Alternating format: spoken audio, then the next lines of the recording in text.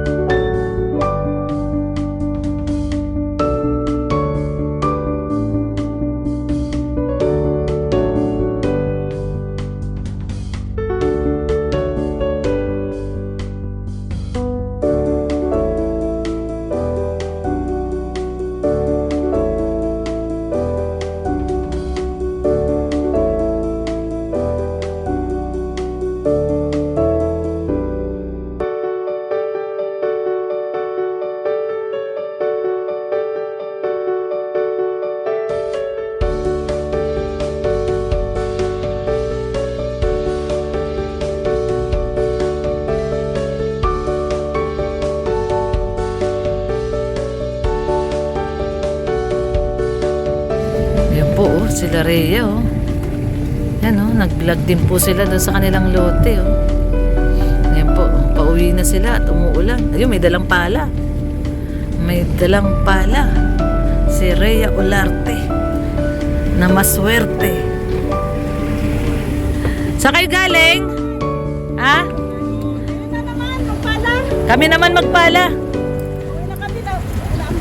Oo nga eh. Ano na kayo? Balon. Ah, nagawa kayong balon? Kayo lang naghukay? Ay, grabe, no? Tubig na. May tubig na? Meron na? Wow, galing ah. Pangalim. Gano'ng kalalim na hukay mo? Gantuhod? Saway ka. Pero may tubig na. Meron na. Oh, ayos yun. O, ganun lang. Okay na yun. Ano lang, yung pagsimula na pang mixing lang ng Tama. Semento, oo. Mag-start na daw kayo eh. Bye. Oo nga eh. Kami lang yung mag-start na walang kwarta. Kayo lang din yung labor. Oo. Ayan guys, nandito na po tayo. At lalakad na lang tayo at maputik. Hindi pwedeng ipasok ang sasakyan at mababalahaw. So tara po. Ayan guys, punta po tayo dito. Na-miss po natin to, no? Ilang araw din tayong hindi nakabisita dito. Parang 3 araw. No? So ayan, grabe na naman yung daan. Kasi po ulan po talaga ng ulan ngayon dito, no?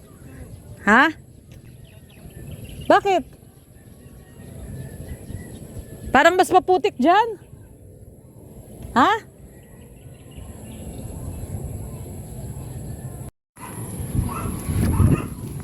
So ayan guys. Happy Sunday to all. Ito, dito po tayo. Dito nagdaan si Red. Mas may madadaanan daw dito kaysa doon sa kabila. O sabi ko sa'yo, mas lusak dito eh. Mas maganda doon sa kabila eh. Ayan o, sobrang putik po oh. Sobrang maputik uli. Saan ka dito dumaan? Ha? Saan? Oh, mas lusak dito. Pasaway ito talaga to si Redo. Wala kang madaanan dito.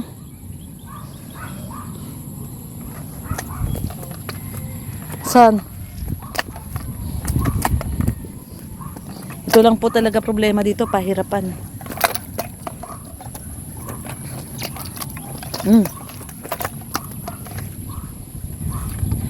Po yung bagong daan kasi nalabsak na doon. So dito tayo, ikot tayo dito. Yan, umiikot po kami dito ni Red. Layo ng daan natin.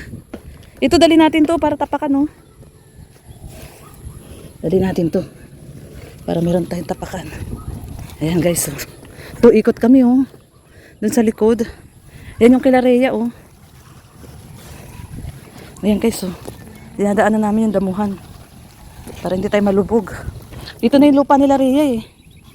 Hindi pa malabsak dito. Ito, dala ko po, oh. Para may tapakan tayo. So dito po yung kila Rhea. Ayan o. Ito po yung kila Rhea. Mataas yung lupa dito. No? Mas mataas yung lupa dito kila Rhea. Ayan guys o. Mataas yung lupa nila Rhea dito. Itong portion na to o, mataas o. Mataas tong portion na to, no? Kaysa dun sa atin. Ayan o, ito yung hinukay ni Rex. Nakahukay si Rex ng ano? Ng ginto. Ayan oh. Ay buhangin yung nahukay niya oh. Ba't mabula? So ito po yung lupa nila Rhea guys. Ito oh. Maano itong lupa nila Rhea. Mataas yung entrada nila. Ayan oh, may tubig na oh. Ano po dito pag maghukay ka dito, talagang may tubig yung ilalim. Kaya yung balon, madali lang talaga. Ito na yung nahukay ni Rex na ano. Dapat laliman niya pa to. Kasi mabula pa yung tubig. Ayan po yung nahukay ni Rex. Nakahukay si Rex ng ginto. So dito po yung bagong daan kasi lusak-lusak na doon sa baba. Mas maganda yung lupa nila Rhea dito, no guys, kasi mataas po yung level ng lupa nila. Mataas. Ayan oh. Walang baha. Kaya pag si Gab dito siya dumadaan oh. Yan, hindi nadaanan niya. So hindi ho siya lusak. Madami lang tayo ng kalabaw. Kasi maraming nagtatali ng kalabaw. Ito yung kay lupa nila Rhea. Ayan o, yung may bote. Ayan yung apat na yan. Oh. Yan po yung lupa nila. Kahukay na sila ng balon. So ito po, yun yung sa atin, oh. So ayun, tara punta natin guys. Dito lusak na rin tong daan dito. Ayan, oh. Lusak na rin kasi dinadaanan po ito ng sasakyan. O kaya mababa na, oh. Dito tayo dadaan sa gilid-gilid. Medyo mataas pa, ayan, oh. Dito tayo magbabaybay sa may halaman.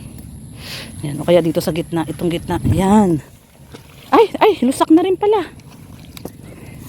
Lusak na rin yung gitna. Ay, lusak na, lusak. Ayan, maghugas na lang tayo. Maano na siya, pag nadadaanan po kasi siya ng mga sasakyan, bumabaon yung lupa. So, ayan, oh. Pag nadadaanan siya. Lumalambot, oh. Ayan, oh. Lumalambot po. Bumabaksak, oh. Ay. Tayo. So, ito pa po yung mga natirang graba. Yung si Red Noveno, oh. Mag-ano siya, hakutin niya po yung lupa. Yung mga? Ay, mga sako, nawala. Dapat tinabi. Nawala daw yung mga sako doon na inipon.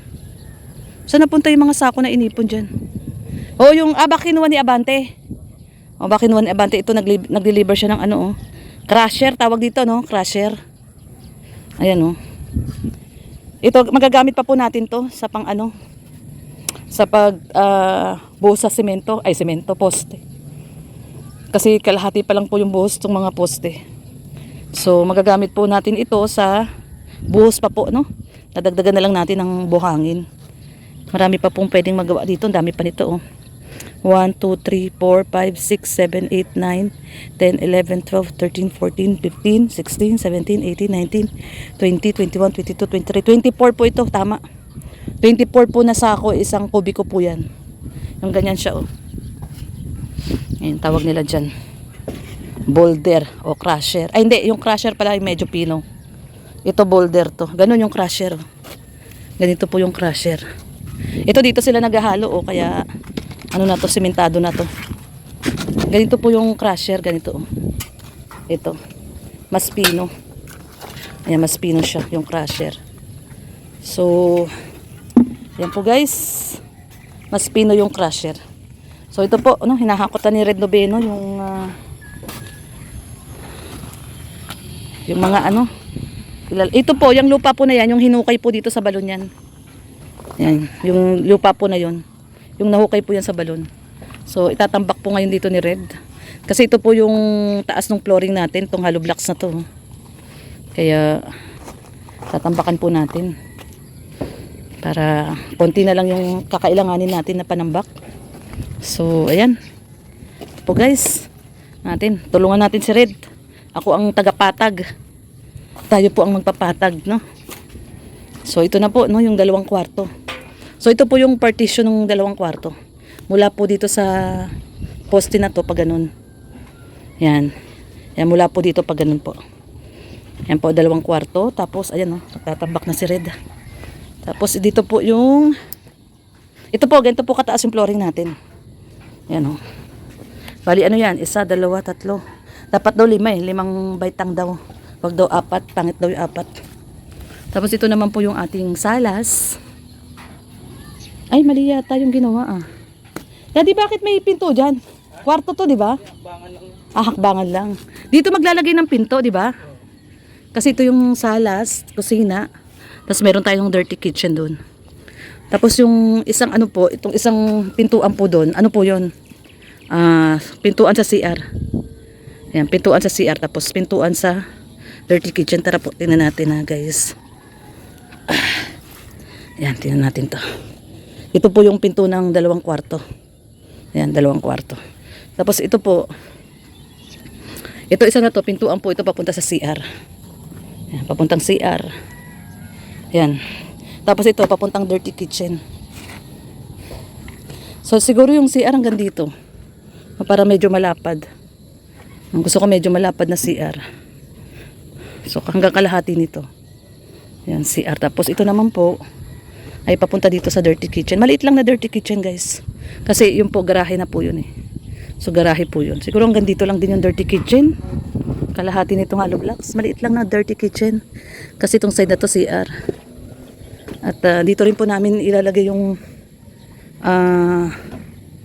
septic tank. Dito rin po mag-okay ng septic tank. Para katabi na rin ng septic tank ni Mr. J. So ito po yung allowance mula doon sa lupa. Yan yung allowance. Kasi yung bubong syempre may ganun, may space. So medyo mataas na po eh, nakakainayang talaga eh. So tapos dito po ay salas. Ito salas po itong portion na to. Yan salas. Siguro dito yung pinto, no, dito. Dito po yung pinto, yung corner na yan. Pagitan ng poste. Yan po yung pintuan. Yan. So yan. Si Red Noveno, oh. Naghahakot po siya, nahakot po niya yung sayang po kasi yung ano na yun eh, yung nahukay po yan sa balon. So hinahakot na niya para pagbalik ng mga trabahador, wala pong gagawin na masyado. Masasayang lang yung oras. Yan po. Kaya naman gawin ni Red. Yan, para medyo tumaas. Kasi ito po yung hahabulin namin na flooring eh. So para konting ano na lang pantambak. So ayan po. Ayan oh. Yan o, naitambak niya na doon o. Paano na lang yan. Nakalimutan natin magdala ng ano di, yung ano tawag doon? Yung pampantay. Ano nga ba yung pampantay?